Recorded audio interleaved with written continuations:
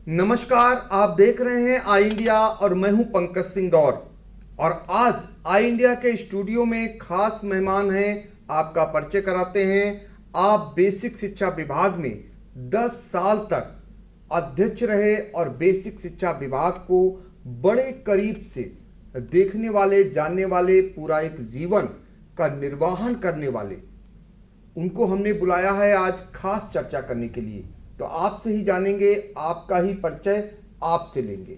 तो पहले हम आपका परिचय लेते हैं। नमस्कार, मैं राजकिशोर सिंह। मैं उत्तर प्रदेशी प्राथमिक शिक्षक संघ जनपद सीतापुर का विगत 10 वर्षों से जिलाध्यक्ष रहा हूँ और शिक्षकों की समस्याओं को जो है विभिन्न मुद्दों उस पर सरकार पर उठाता रहा हूँ। और अभी 2019 में मैं सेवानिवृत्त हो गया हूँ और अब मैं अपने घर पर कार्य कर रहा हूँ। तो इस तरीके से आपने सुना राजकिशोर सिंह जी को, जो बेसिक शिक्षा विभाग में इतने जानकार थे, इतने लोकप्रिय थे कि उन्हें अध्यापकों ने अपना अभिभावक 10 साल तक बनाए रखा। यानी जिला अध्यक्ष पद पर वो रहे और आपको बता दें, बहुत सारे अध्यापकों के मामलों को उन्होंने बड़े ही गंभीरतापूर्ण तरीके से उठाया। यही कारण है कि आज हमने आपको बुलाया है, आमंत्रित किया है। आज जो बेसिक शिक्षा विभाग का एक मामला सामने आया है, उसको जानकर आप भी दंग रह जाएंगे। तो हम उस विशेष जो आज आपके लिए जो जिसमें बुलाया है, उसमें चर्चा करने के लिए चर्चा की शुरुआत करें। उससे पहले आप देखें हमारी ये खास रिपोर्ट।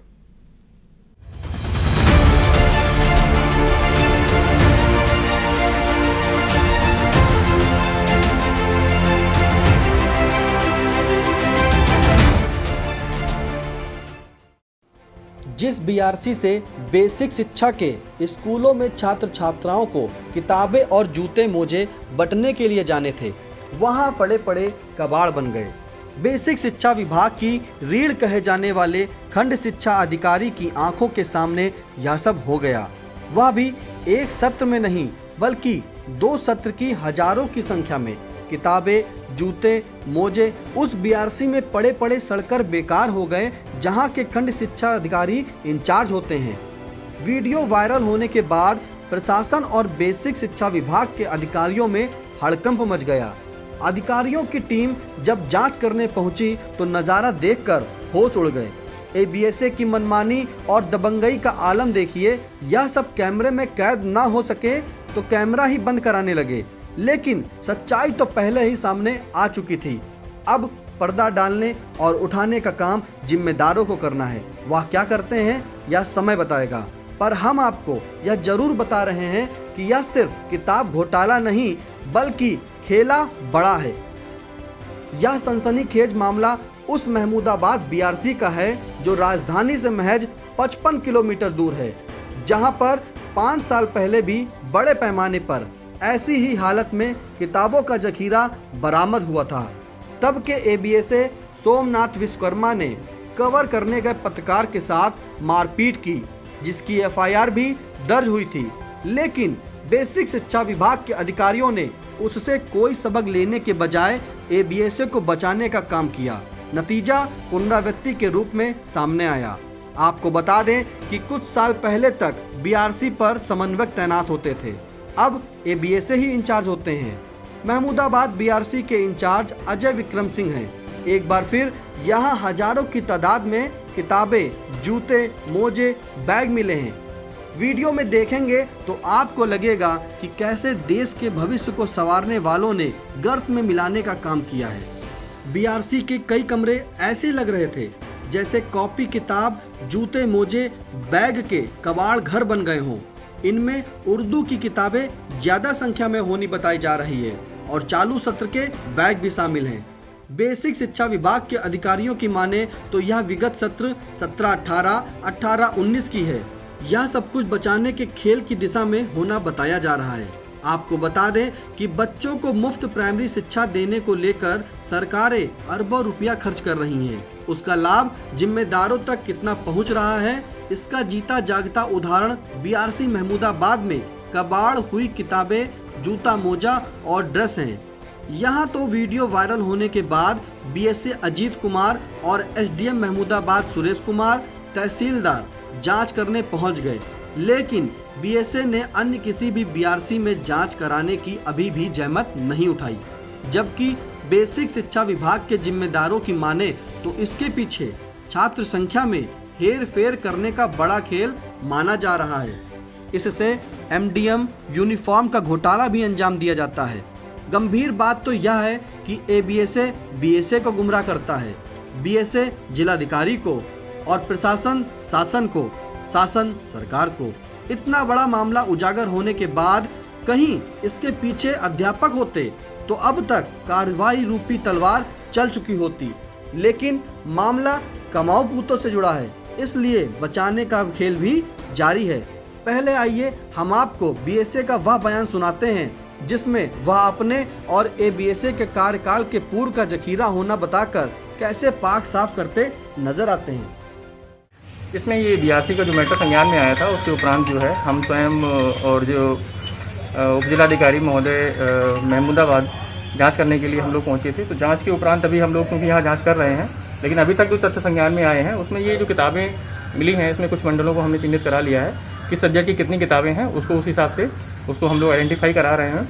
और ये विगत सत्रों की किताबें हैं, उसमें ज़्यादातर किताबें जो है 17-18 और 18-19 की हैं जो तत्समय आई थी, मुझे लग रहा है 2-3 सत्र पहले, और वो किस कारण से वितरण से वंचित रह गई थी बच्चों के लिए, उसका खंड शिक्षा अधिकारी से हम लोग लिखित में जवाब तलब ले रहे हैं।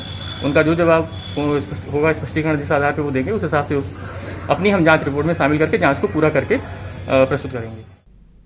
तो आपने देखा इस रिपोर्ट में वो महमूदाबाद की बीआरसी का हाल, जहां से इलाके के जो बेसिक शिक्षा विभाग के स्कूल हैं वहां पर उन बच्चों के जो गरीब जन होते हैं, सरकारें उनके लिए क्या कुछ नहीं करती हैं।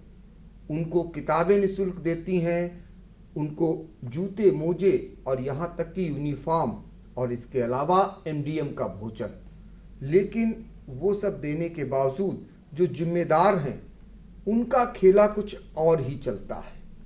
इतनी बड़ी तादाद में कापी किताबों का वहाँ पर कूड़ा बनना और साथ ही जूते मोजे बर्बाद होना और बैग भी उसमें मिले हैं, ऐसे में आप अंदाज़ा लगा सकते हैं कि जो जिम्मेदार लोग हैं उन्होंने कितनी जिम्मेदारी निभाई होगी। ये अलग की बात है, लेकिन इसके पीछे कुछ खेल दूसरा है। इसको जानने के लिए ही हमने राजकिशोर सिंह जी को बुलाया है, जिन्होंने अपना पूरा जीवन बेसिक शिक्षा विभाग में बतौर अध्यापक और साथ ही अध्यापकों के संघ के अध्यक्ष रहकर बिताया है। उन्हीं से जानेंगे कि जो ये आपके सामने मामला आया है, इतनी बड़ी तादाद में किताबों का मिलना, बीआरसी में वो भी जिसके इंचार्ज एबीएसए होते हैं, साथ ही वहाँ जूते मोजे और ड्रेस का मिलना, क्या लगता है इसके पीछे असल खेल क्या है और जिम्मेदार कौन है? दरअसल में जो भी पुस्तकें या कुछ भी बनता है, इसकी एक डिमांड बनती है और ये डिमांड छात्र संख्या के आधार लेकर बनाया जाता है। विद्यालय से कितने छात्र अंकित हैं उसके आधार पर हेडमास्टर देता है और उसके बाद बीआरसी पर खंड शिक्षा अधिकारी के माध्यम से जनपद स्तर पर आता है और उसी के अनुपात में पुस्तकें, जूते मोजे और अन्य जो सरकार से योजनाएं लाभान्वित होती हैं दी जाती हैं। तो हमारा मानना ये है कि ये या तो डिमांड गलत है, डिमांड बढ़ा के दी गई है, या बच्चों तक पुस्तकें भेजी नहीं गई। तो आपने सुना, ये अनुभव बता रहा है जिन्होंने पूरा जीवन बेसिक शिक्षा विभाग में काटा है, या डिमांड गलत है या फिर ये किताबें और ड्रेस उन बच्चों तक नहीं दी गई हैं। दोनों स्थितियों में जिम्मेदार किसे मानते हैं आप? सबसे पहले तो जनपद स्तर के जो मुखिया हैं, जिला बेसिक शिक्षा अधिकारी, उनका पर्यवेक्षण नहीं हुआ सही, और दूसरी बात उसके बाद खंड शिक्षा अधिकारी महोदय का कि इतनी भारी तादाद में पुस्तकें हमारे कमरे में पाई गई, बंद कमरे में पाई गई, जबकि होता ये है, जो बेसिक में जो नियम ये है कि इसका एक डिपो बना हुआ है जनपद सीतापुर पर। प्रत्येक वर्ष जो किताबें बच जाती हैं उन्हें जमा करना है खैराबाद के डिपो में। और अंकित कराना है। तो ऐसी दशा में अगर किताबें ये विगत वर्ष की हैं और पड़ी हुई हैं तो क्यों नहीं जमा की गई, और इसका उत्तराधिकारी मतलब उत्तरदायित्व बीएसए और खंड शिक्षा दोनों का है। तो आपने सुना कि इसका एक डिपो बना होता है। जब किताबें बच जाती हैं तो खैराबाद में एक डिपो बनाया गया है जहां पर ये किताबों को जमा किया जाता है। लेकिन महमूदाबाद बीआरसी में आप वीडियो में आप देख सकते हैं कि किस तरीके से हजारों की तादाद में लाखों की कीमती किताबें कूड़ा बना दी गईं। और मज़ेदार बात यह है कि उस बीआरसी में रोज़ ड्यूटी के दौरान कम से कम बीएसए आते और जाते रहते होंगे, उनके अधीनस्थ अधिकारी कर्मचारी आते जाते रहते होंगे।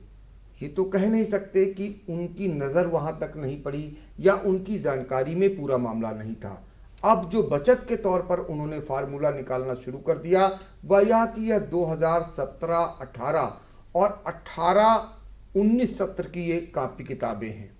इसके अलावा उसमें काफ़ी कुछ उर्दू की किताबें हैं और जूता मोजा भी मिले हैं जिनकी साइज एक नहीं है, इस वजह से वो वहाँ पर रख दिए गए हैं। इसके अलावा जो बैग के बारे में जो बचाव कर रहे हैं वो ये कि कोरोना के चलते बैग वितरित नहीं किए गए थे, अब वितरित कर दिए जाएंगे। तो ये फार्मूले अधिकारियों ने निकाल लिए हैं। लेकिन असल सवाल ये है कि ये हजारों की तादाद में आखिर ये पुस्तकें क्यों नहीं बांटी गईं? अगर बांटी नहीं गईं तो फिर इन्हें क्यों डिपो तक नहीं पहुंचाया गया और फिर ज़्यादा डिमांड क्यों भरी गई? इसके पीछे भी और वजह सामने आ रही है। एक वजह ये निकल करके आ रही है कि छात्रों की सही संख्या न देना एक बड़ा कारण है। उसके पीछे का कारण ये बताया जा रहा है यूनिफॉर्म से लेकर के एमडीएम से लेकर के उसमें एक बड़ा खेल होता है, यहाँ तक कि वजीफे में भी एक बड़ा खेल होता है। कहीं इसके पीछे ये खेल तो नहीं खेला गया है। अब ये सवाल भी उठने लगे हैं, क्या ऐसा खेल खेला जा सकता है? क्यों नहीं खेला जा सकता है? छात्र संख्या पर ही सब निर्भर है। जो भी डिमांड में अगर हम 100 की डिमांड देंगे और बच्चे 80 आ रहे हैं तो 20 की वो छात्र संख्या जो गैप है उसी पे तो सब खेल होना है और उसी का को आधार बना के करते हैं। तो ये खेल भी खेला जा सकता है कि छात्रों की संख्या बढ़ा और घटाकर जो खेल चल रहा था कहीं उसके कारण तो नहीं खेला गया। बीएसए पहुंचते हैं मामले की जांच करने और बड़े ही बेबाकी से कहते हैं कि ये जो किताबें बरामद हुई हैं वो 2017-18 और 18-19 सत्र की हैं। अब सवाल अपने आप उठ रहा है कि इतने सालों तक आखिर जिम्मेदारों की नज़र क्यों नहीं पड़ी? हालांकि उन्होंने बीएसए की जांच कराने को कहा है, लेकिन एक बड़ा सवाल यह भी है कि अगर बीएसए ने उनको गुमराह किया तो उन्होंने जिलाधिकारी को भी गुमराह किया। इसका पूरा फार्मूला क्या होता है? जैसे ये इस तरीके से जो रिपोर्ट देते हैं तो क्या ये डीएम तक जाता है? बिल्कुल, पहले खंड शिक्षा अधिकारी बीएसए को और फिर बीएसए जो है डीएम साहब को रिपोर्ट देते हैं कि अमुक इतनी संख्या की पुस्तकें खरीदने क्रय करनी है। क्रय तो समिति ही करती है जनपद स्तर पर, क्रय करने की जो है प्रक्रिया का हिस्सा होते हैं। और मेरा मानना है कि 17-18 की एक पुस्तकें नहीं है, किसी भी कीमत पर इसकी गहन जांच होनी चाहिए। ये वर्तमान की पुस्तकें हैं और जो अपने बचाने के लिए जो है ये सब खेल खेला जा रहा है।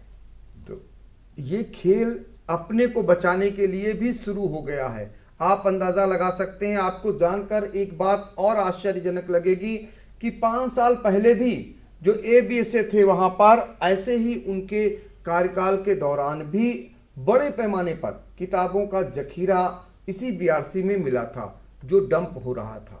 तो इस तरीके से ये हर साल सुधार तो होता दिखता नहीं है और ये इतने बेपरवाह या कहिए कि इनके अंदर कोई भी निडर हो चुके हैं गलत काम करने के लिए, जो आप आज सामने फिर देख रहे हैं। यदि इस बार इस मामले में कोई ऐसी कार्रवाई नहीं हुई तो आने वाले समय में फिर से आपको ऐसी ही पुनरावृत्ति देखने को मिलेगी। अध्यक्ष जी, हम आखिर में आपसे ये जानना चाहेंगे कि ऐसे मामले में किस तरह की कार्रवाई होनी चाहिए और जो जनपद की और बीआरसी हैं जो ये मामला उजागर हुआ है, एक टीम बना करके उनकी भी अगर गहनता से जांच हो जाए तो अपने आप स्थिति स्पष्ट हो जाएगी। बिल्कुल, दरअसल में पूरी मठाधीशी जो है खंड शिक्षा अधिकारियों की है और खंड शिक्षा अधिकारियों पर किसी प्रकार का जो है बीएसए का लगाम नहीं लगा पा रहे हैं। इसमें सभी बीआरसीओं की जांच होनी चाहिए, गहन जांच होनी चाहिए और इस प्रकरण की जांच जो है वो डीएम साहब स्वयं कराएं। बीएसए की जांच का कोई औचित्य नहीं, क्योंकि इसमें बीएसए भी संदिग्ध है। ये बड़ी बात निकल के आई है कि महमूदाबाद बीआरसी प्रकरण जब उजागर हो गया है तो ऐसे में ऐसी जांच बीएसए के स्तर से नहीं बल्कि जिलाधिकारी टीमें गठित कर सभी बीआरसी जितने भी 19 विकासखंड हैं सीतापुर में उनकी सबकी जांच कराएं, ताकि फिर महमूदाबाद जैसी बीआरसी की पुनरावृत्ति सामने ना आए। फिर कोई नौनिहाल जिसे जरूरत थी कॉपी किताबों की वो वंचित न रहे, जिसे मोजे और जूते की जरूरत थी वो वंचित न रहे, या फिर इनकी संख्या बढ़ाकर जो खेल खेला गया है वो खेल न खेला जाए। फिलहाल आज के लिए इतना ही, हमें दीजिए इजाजत। अध्यक्ष जी बहुत बहुत धन्यवाद। खबर आपकी, नजर हमारी, देखते रहिए आई इंडिया।